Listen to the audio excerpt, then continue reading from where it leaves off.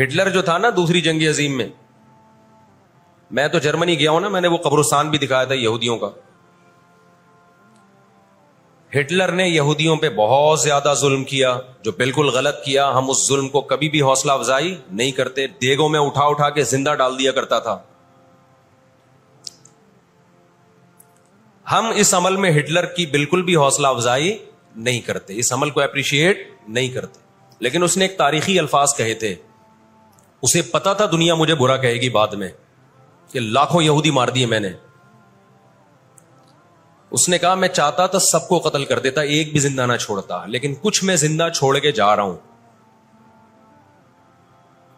تاکہ دنیا جب مجھے یاد کرے گی نا کہ یہودی ظالم تھا تو دنیا کو پتا چلے گا کہ میں نے ان کو قتل کیوں کیا.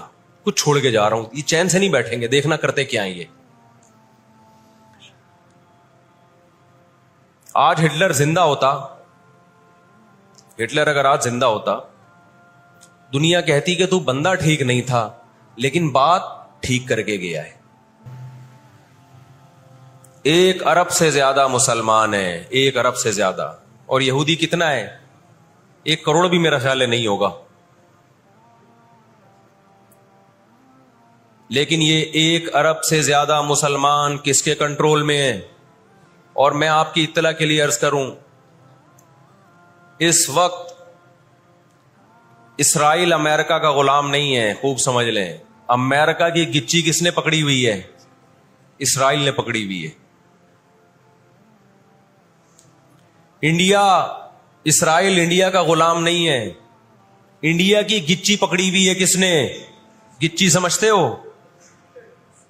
گچی یہاں سے پکڑ کے نا بندہ ہل نہ سکے.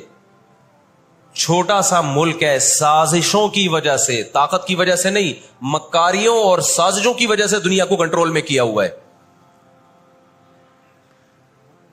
سازشیں کسے کہتے ہیں؟ ایک بہت طاقتور آدمی جو آپ کے کنٹرول میں نہ ہو, آپ اس کے کسی راز پہ مطلع ہو جائیں, اسے کسی برائی میں ڈالیں اور خفیہ ویڈیو بنا لیں آپ, اور بولیں جو میں کہہ رہا ہوں کرتا رہے ورنہ یہ ویڈیو لیک کر دوں گا. وہ انتہائی پاورفل آدمی بھی کنٹرول میں کس کے آ جائے گا؟ ایک انتہائی کمزور آدمی کے کنٹرول میں.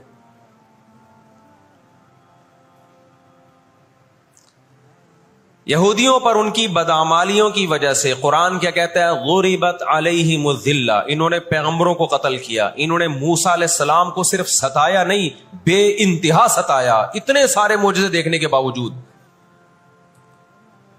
انہوں نے عیسیٰ ابن مریم کو اللہ کا بیٹا کہا, عیسیٰ ابن مریم کو معاذ اللہ ولد الزنا کہا, حالانکہ ان کی اپنی کتابوں میں آج تک عیسیٰ ابن مریم کی گواہی, ان کے نبوت کے علامات موجود ہیں. آپ کو پتا ہے یہودی مدینہ میں کیوں آباد ہوئے؟ آخری نبی کے انتظار کے لیے, ورنہ مدینہ اور یہودیوں کا آپس میں کوئی لنک بنتا نہیں ہے. یہ لوگ جایا کرتے تھے سفر کر کے, راستے میں مدینہ کا نخلستان تھا. تاریخ کی کتابوں میں لکھا ہے کہ انہوں نے دیکھا کہ آخری نبی محمد صلی اللہ علیہ وسلم جس علاقے میں آئیں گے, نبوت کا اعلان کریں گے, وہ اس تمام علامات اس علاقے میں پائی جاتی ہیں. لیکن نبی صلی اللہ علیہ وسلم کے دنیا میں آنے کے بعد جیسے انہوں نے اپنی کتابوں میں عیسیٰ ابن مریم کا تذکرہ ہونے کے باوجود ان کا انکار کیا حسد اور جیلیسی کی وجہ سے, اسی طرح انہوں نے محمد صلی اللہ علیہ وسلم کی نبوت کا انکار کیا. قرآن کہتا ہے اس کی بیس بھی کیا تھی؟ حسد اور جیلیسی. دیکھو اللہ کا قاعدہ ہے کہ دنیا میں جو حد سے زیادہ آگے نکلنے کی کوشش کرتا ہے نا اپنی اوقات سے زیادہ, حق علی اللہ الا یرتفع شیء الا وضعہ. نبی صلی اللہ علیہ وسلم نے فرمایا اللہ نے اپنے اوپر یہ بات لازم کر لی ہے کہ جو چیز بھی حد سے آگے نکلے گی اللہ اس کو زمین پہ گرا دے گا. آج بھی آپ نے دیکھا ہوگا نا, بہت سے لوگ ہر وقت میں کرتے کرتے تکبر سے دماغ خراب ہونے لگتا ہے. اللہ کی قدرت حرکت میں آتی اور اللہ ایک ہی دفعہ میں نیچے پٹکتے ہیں اس کو. نبی صلی اللہ علیہ وسلم نے فرمایا اللہ تعالیٰ کہتے ہیں الکبریاء ردائی, تکبر میری چادر ہے, جو مجھ سے اس چادر میں شرکت کی اور الجھنے کی کوشش کرے گا میں اس کو رسوا کر دوں گا. یہی 100% یہ معاملہ اللہ نے یہودیوں کے ساتھ کیا ہے. یہ لاڈلی قوم تھی, اللہ نے ان میں بہت سارے پیغمبر بھیجے, موسیٰ کلیم اللہ بھیجے, جنہوں نے ان کو فرعون کے تسلط سے آزاد کرایا. اتنے سارے معجزے دیکھنے کے بعد جب ان کو حکم ہوا اللہ کی راہ میں جہاد کرو تو انہوں نے کیا کہا؟ اذهب انت وربک فقاتلا انا ہاہنا قاعدون. اے موسیٰ تو اور تیرا رب جا کے لڑ, ہم یہیں بیٹھ کے تماشا دیکھ رہے ہیں. اللہ نے کیا کیا ہے؟ ابراہیم علیہ السلام کے جو دو بیٹے تھے نا, ایک اسماعیل اور ایک اسحاق, تو اللہ نے نبوت کہاں شفٹ کر دی؟ اسماعیل علیہ السلام کی اولاد میں, کہ اب جو آخری پیغمبر آئے گا وہ اسحاق علیہ السلام کی اولاد میں نہیں ہوگا, وہ بنی اسرائیل میں سے نہیں ہوگا. اسرائیل یعقوب علیہ السلام کا لقب ہے. یعقوب علیہ السلام کی اولاد میں نہیں ہوگا. وہ کس کی اولاد میں ہوگا؟ اسماعیل علیہ السلام. ان کے اندر دو بیماریاں, ایک حسد کہ فلاں کو نعمت کیوں مل رہی ہے, اور ایک دنیا سے محبت. قرآن کہتا ہے یود احدہم لو یعمر الف سنہ, ان میں سے ہر شخص چاہتا ہے کہ کم سے کم اس کی عمر کتنی ہونی چاہیے؟ 1000 سال. اور مسلمان دنیا سے محبت نہیں کرتا. تو آپ بتاؤ, دو ایسی قوموں کا مقابلہ ہو کہ ایک زندہ رہنے کے لیے لڑ رہی ہو اور ایک موت کے لیے لڑ رہی ہو, تو فتح کس کو ملے گی؟ جو موت کے لیے لڑتا ہے.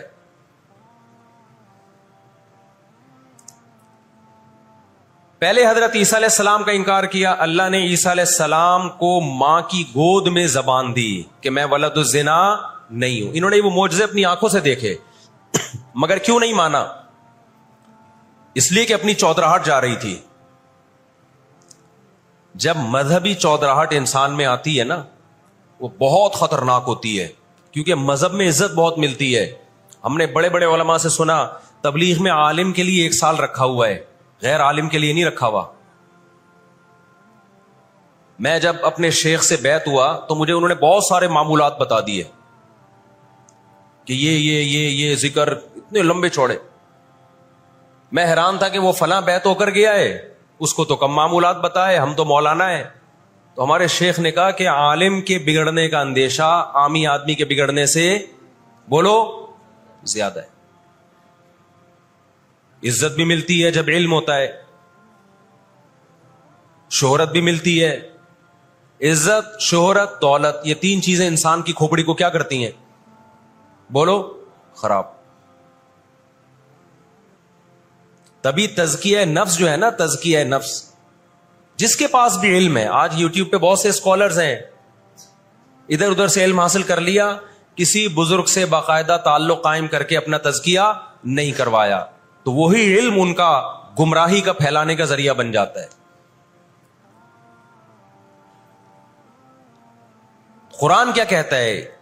ان لوگوں میں انا پیدا ہو گئی, ہم نے ان کو علم, یہودیوں کو علم پر بھی دنیا کا علم بھی دیا, دین کا علم بھی دیا, اور داؤد اور سلیمان علیہ السلام کے ذریعے دنیا میں ان کی خلافتیں قائم ہوئی.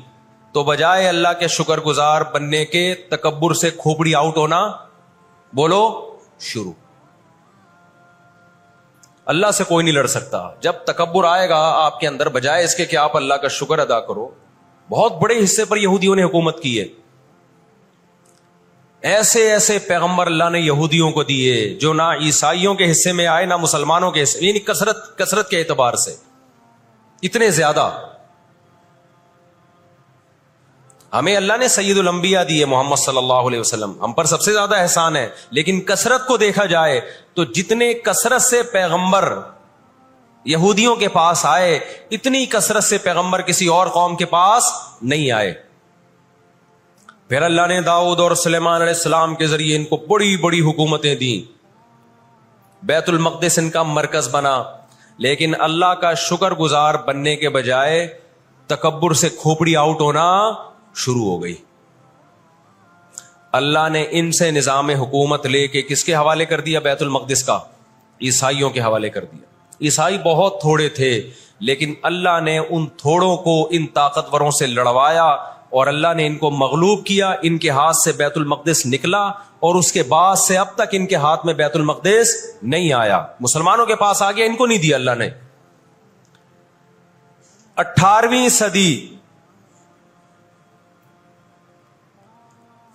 صدی کے شروع میں, 17ویں صدی کے اینڈ میں, سن 1900 کی بات کر رہا ہوں میں, 1902 کی.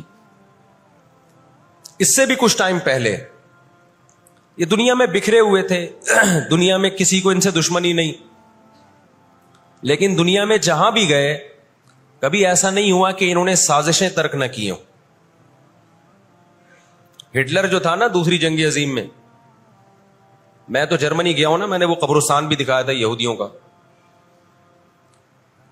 ہٹلر نے یہودیوں پہ بہت زیادہ ظلم کیا, جو بالکل غلط کیا. ہم اس ظلم کو کبھی بھی حوصلہ افزائی نہیں کرتے, دیگوں میں اٹھا اٹھا کے زندہ ڈال دیا کرتا تھا. ہم اس عمل میں ہٹلر کی بالکل بھی حوصلہ افزائی نہیں کرتے, اس عمل کو اپریشیٹ نہیں کرتے.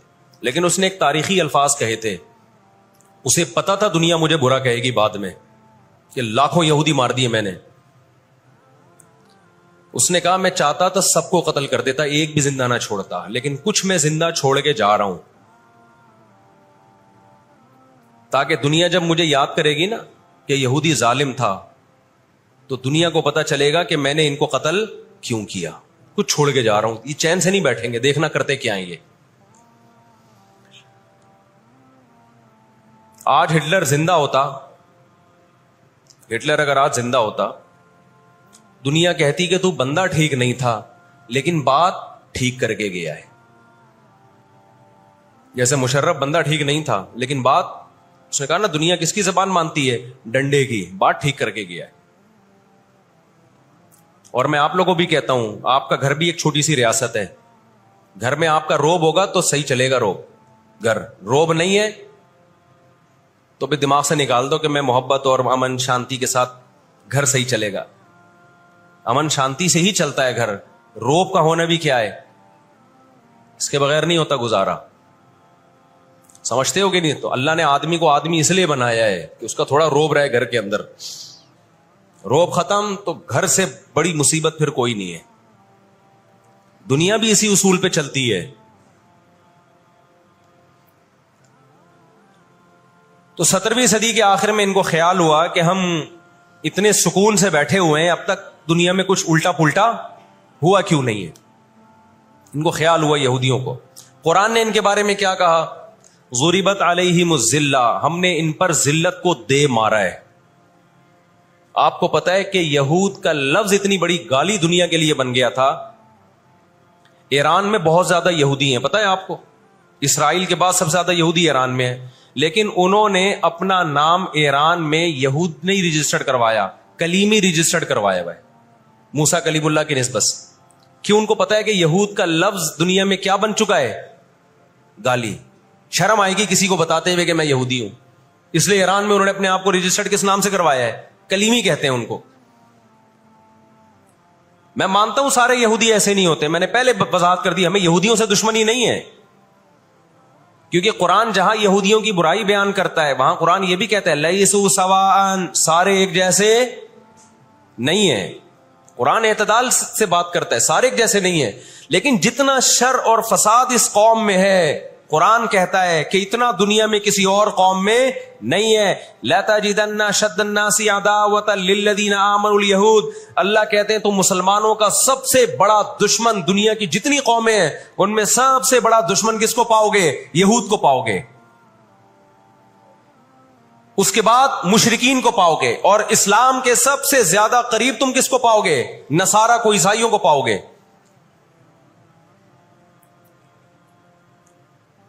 تو ان کو بہت عرصے سے, صدیوں سے کچھ دنیا میں ہوا نہیں تھا, تو ان کو بیٹھے بیٹھے پریشانی ہونا شروع ہو گئی. چند ان کے فسادی لوگ جمع ہوئے اور انہوں نے کہا کہ بھئی دنیا میں ہر قوم کے پاس ایک ملک ہے, ہر مذہب کے پاس ایک ملک ہے, تو ہمارے پاس بھی ہونا چاہیے. حالانکہ یہ بات ہی غلط ہے, دنیا میں ہر قوم کے پاس ملک نہیں ہے. دنیا میں لاکھوں قومیں ہیں, ملک تھوڑی لاکھوں ہیں. پاکستان میں کتنی قومیں ہیں, سرائکی ہے, پنجابی ہیں, اردو ہیں, پٹھان ہیں, بلوچی ہیں. اگر قومیت کی بیس پہ ملک بنانا شروع کر دیں پھر تو ایک ایک انچ کے ملک وجود میں آئیں گے. پھر سرائکیوں میں جائیں گے تو سرائکیوں میں 20 قومیں ہیں, پٹھانوں میں جائیں گے, پٹھانوں میں 40 قومیں نکلیں گی, مہاجروں میں جائیں گے, ان میں صدیقی الگ ہے, ہاشمی الگ ہے, 20 قسم کے, بہاری الگ ہے. وہ تو قوم در قومیں بٹتی چلی جائیں گی. انہوں نے کہا دنیا میں ہر مذہب کے پاس ایک ملک ہے، حالانکہ یہ بات بھی سکھوں کے پاس کوئی الگ ملک ہے، کوشش کر رہے ہیں وہ بنانے کی، لیکن اب تک کی رپورٹ کے مطابق نہیں ہے۔ بہت ساری دنیا میں مذہب ہے جن کے پاس کوئی کنٹری، مذہب کی بیس پہ حکومت دنیا میں 3 قوموں نے کی ہے، مذہب کی بیس پہ، جو آسمانی مذاہب ہیں، یہود، عیسائی اور مسلمان۔ پہلی جنگ عظیم ختم ہونے والی تھی، دنیا امن و امان کی طرف آ رہی تھی، ان کو وہ دنیا کا امن پسند نہیں آیا۔ انہوں نے جناب طے کیا کہ ہمیں ایک ملک ملنا چاہیے۔ ان کے بڑے بیٹھے، کسی نے کہا افریقہ میں ہونا چاہیے، کسی نے کہا فلاں جگہ ہونا چاہیے، کسی نے کہا فلاں جگہ ہونا چاہیے۔ ان میں چند شرارتیوں کو خیال آیا کہ اگر ہم کسی بھی ملک میں کسی بھی زمین پہ اناؤنس کریں گے نا یہاں ہم نیا کنٹری بنانا چاہتے ہیں، تو ہمارے یہود خود اس پہ آمادہ نہیں ہوں گے، اس لیے کہ جو شخص کسی ملک میں سکون اور اطمینان کے ساتھ رہ رہا ہے، کوئی یہودی، تو وہ کیوں آئے گا ہجرت کر کے وہاں پہ؟ سمجھ میں آ رہی ہے بات؟ بھائی آپ کسی کنٹری میں امن اور سکون کے ساتھ ہو، اعلان ہوتا ہے ان لوگوں کے لیے وہاں الگ ملک بن رہا ہے، تو آپ کہو گے مجھے جانے کی کیا ضرورت ہے جب میں یہاں سکون اطمینان سے ہوں، مجھے تمام حقوق حاصل ہیں۔ یہودیوں کو پوری دنیا میں ہر قسم کے حقوق حاصل تھے، اور سب سے زیادہ یہودیوں کے ساتھ اچھا سلوک مسلمان خلفاء نے کیا ہے۔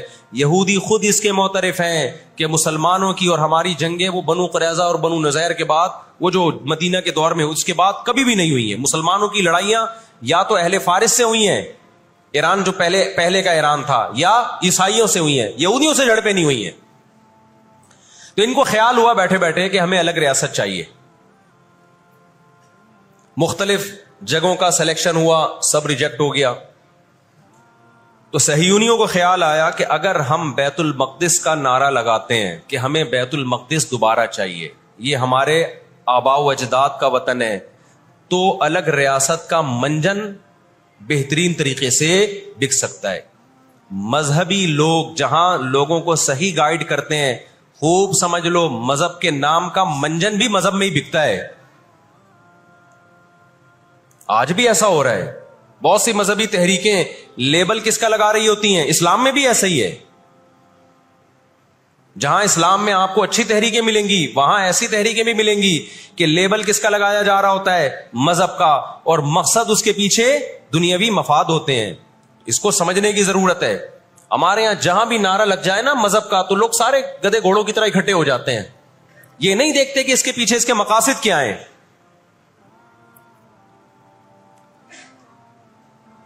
تو نعرہ یہ لگایا گیا، اللہ کرے میں جلدی سے مختصر ہسٹری سمیٹ دوں پھر آپ کے سامنے بات رکھوں۔ نعرہ یہ لگایا گیا کہ چونکہ بیت المقدس ہمارا تھا، یعقوب علیہ السلام، یوسف علیہ السلام، موسیٰ علیہ السلام اور جتنے پیغمبر گزرے، یحییٰ علیہ السلام، زکریا علیہ السلام، ان سب کا مرکز کون سی جگہ ہے؟ ارض مقدس فلسطین۔ تو فلسطین کے نام پہ پوری دنیا سے یہودیوں کو فلسطین میں جمع کرنا ہمارے لیے پاسبل ہے، مگر یہودی بکھرے ہوئے تھے، ان کے پاس اتنی طاقت نہیں تھی۔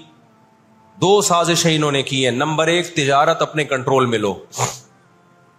قرآن کہتا ہے وَأَخْذِهِمُ الرِّبَا وَقَدْ نُهُوا عَنْهُ، اللہ نے ان پر سود لینے پر پابندی لگائی تھی۔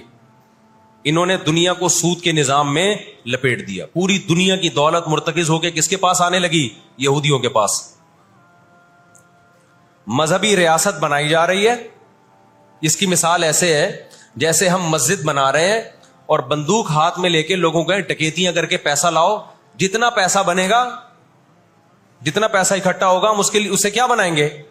مسجد بنائیں گے۔ تو اس سے صاف پتہ چل جائے گا بھائی تیرا مقصد مسجد بنانا نہیں ہے، مسجد کے نام پہ منجن بیچنا ہے۔ سمجھ میں آ رہی ہے بات کہ نہیں آ رہی؟ لیبل مسجد کا لگ رہا ہے، اس کے پیچھے، کیونکہ جو مسجد جو بنانا چاہتا ہے وہ کبھی بھی حرام پیسے سے مسجد نہیں بنائے گا۔ تورات میں آج تک سود کی حرمت موجود ہے، اور قرآن نے بیان کیا کہ ان کو ہم نے سود لینے سے منع کیا، لیکن انہوں نے سود لینا شروع کر دیا۔ بڑے بڑے بینک آج کس کے پاس ہیں؟ ان کے تانے بانے سارے کس سے جا کے ملتے ہیں؟ یہودیوں سے۔ بیٹھے بیٹھے پیسہ جمع کرنا شروع کیا۔ तभी तो मैं कहता हूं ये जो बड़े बड़े जनरल स्टोर बने हुए हैं ना, मॉल बने हुए हैं, जो बैंकों से सूदी कर्जा लेके करोड़ों रुपए फूंक देते हैं, इसके बजाय ना अपने इन गरीब दुकानदारों के पास जाया करो जो अपने बाप की कमाई से, विरासत के पैसों से दुकान बना के बैठे हुए हैं। ये जो सूदी निजाम है ना, सूदी निजाम, इससे दुनिया की दौलत मुर्तकिज होकर चंद हाथों में जाती है, फिर वो चंद हाथ ही आपके बाप बन के बैठते हैं दुनिया में। जब से ये बड़े बड़े स्टोर्स बनना शुरू हुए हैं, मॉल बनना शुरू हुए हैं, ये छोटे मोटे दुकानदारों की जो हलाल की आमदन थी उनकी, जो बैंकों से कर्जे नहीं थे, जो दादे परदादे से मेहनत करके आ रहे थे और अब इतना जमा किया कि एक दुकान बना लें, वो सारे एक तरफ रह गए। और एक सरमायादार उठता है, बैंकों से अरबों रुपए का कर्जा लेके एक बहुत बड़ी बिल्डिंग बना देता है और बैठ के नोट छापता है। वो ये कौन सा इनकी खून पसीने की कमाई होती है? तो इस अजाब में दुनिया को किसने धकेला? सूदी निजाम में, बोलो, यहूदी ने धकेला है। इनके शातिर दिमाग ने काम किया कि पूरी दुनिया की मईशत किसके कंट्रोल में लेकर आओ? अपने कंट्रोल में। आज अगर हाजी, हम यहां से हज करने जाते हैं ना, मैंने एक दफा सऊदी अरब में किसी से पूछा कि यहूदियों को ये खटकता नहीं है, इतने लाख लोग आ रहे हैं, 40 लाख 50 लाख लोग हज करके जा रहे हैं, इनको खटकता नहीं होगा? इतनी अल्लाह ने मुसलमानों को इज्जत दी। उन्होंने कहा इनको नहीं खटकता, ये चाहते हैं कि 40 लाख के बजाय 80 लाख लोग हज किया करें। वजह उसकी है कि वहां सारा माल इनकी कंपनियों का बिकता है। मैं समझा पा रहा हूं अपनी बात? सारी प्रोडक्ट किसकी बिकती हैं? मंजन इन्हीं का बिक रहा है वहां भी। तो चाहते हैं 40 लाख के बजाय कितने लाख हज किया करें? 80 लाख हज किया करें। अल्लाह मियां ने हज का जहां तस्करा किया ना, वहां तिजारत का भी तस्करा किया है। लैसा अलैकुम जुनाहुन अन तब्तगू फज़लन मिन रब्बिकुम। मुसलमान जब हज करने जाते थे तो तिजारत भी करते थे, क्योंकि पूरी दुनिया से मुसलमान आ रहे हैं। एक मुल्क में एक चीज सस्ती है, दूसरे मुल्क में वो महंगी है, तो इस मुल्क वाला ये सस्ती चीज ले गया, ये वाला ये सस्ती चीज ले गया, दोनों पार्टियों को पैसा मिल रहा है, हज भी हो रहा है, पैसा भी मिल रहा है। साहबा को ख्याल आया कि ये तो हम हज करने जा रहे हैं, इसमें हम बिजनेस भी अगर करते हैं तो हमारे तो हज का अजर ज़ाया हो जाएगा। अल्लाह ने फरमाया ना ना ना ना ना, अगर तुम हज के साथ तिजारत भी करोगे, तिजारत का फायदा भी मिलेगा और हज का भी पूरा पूरा सवाब मिलेगा तुम्हें। क्यों? अल्लाह चाहते थे कि हज के जरिए